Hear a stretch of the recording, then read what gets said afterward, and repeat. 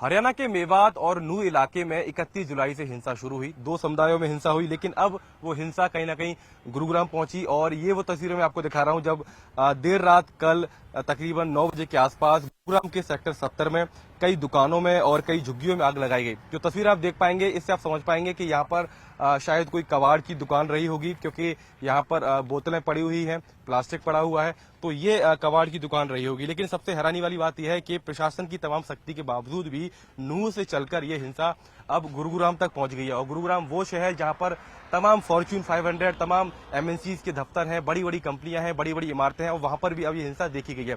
जिला प्रशासन की तरफ से खुली बोतल में पेट्रोल डीजल बेचने पर जो कि हमेशा पाबंदी होती है, लेकिन उसको और सख्ती के साथ पालन किया जा रहा है। लेकिन सबसे हैरानी वाली बात यह है कि अब गुरुग्राम में भी ये हिंसा रात को जब हुई है, उसके बाद अब सड़कें कुछ इस तरीके से यहाँ पर खाली पड़ी हुई हैं। लोगों को घरों में रहने के लिए कहा गया है और ज्यादातर दफ्तरों में वर्क फ्रॉम होम ही कराया जा रहा है। लेकिन कुछ तस्वीरें ऐसी हैं जो कहीं ना कहीं सवाल खड़े करती हैं। सवाल इसलिए खड़े करती है कि उससे मंसूबे साफ होते हैं, और कुछ ऐसी तस्वीर हम आपको दिखाने की कोशिश करेंगे कि किस तरीके से उपद्रवी पेट्रोल बम का इस्तेमाल कर रहे हैं। अब आप ये झुग्गी देखिए, इस झुग्गी के ऊपर आप एक पेट्रोल बम देख पाएंगे, और ये जिंदा पेट्रोल बम है।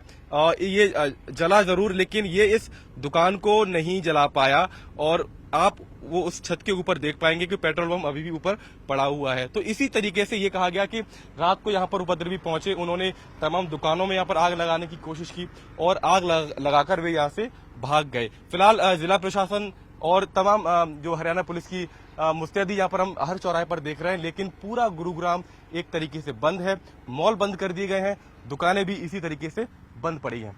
कई दुकानों में और कई झुग्गियों में आग लगाई गई। जो तस्वीर आप देख पाएंगे, इससे आप समझ पाएंगे कि यहाँ पर शायद कोई कबाड़ की दुकान रही होगी, क्योंकि यहाँ पर बोतलें पड़ी हुई हैं, प्लास्टिक पड़ा हुआ है, तो ये कबाड़ की दुकान रही होगी। लेकिन सबसे हैरानी वाली बात यह है कि प्रशासन की तमाम सख्ती के बावजूद भी नूह से चलकर ये हिंसा अब गुरुग्राम तक पहुंच गई है। और गुरुग्राम वो शहर जहां पर तमाम फॉर्च्यून 500, तमाम एमएनसीज के दफ्तर हैं, बड़ी बड़ी कंपनियां हैं, बड़ी बड़ी इमारतें हैं, और वहां पर भी अब ये हिंसा देखी गई है।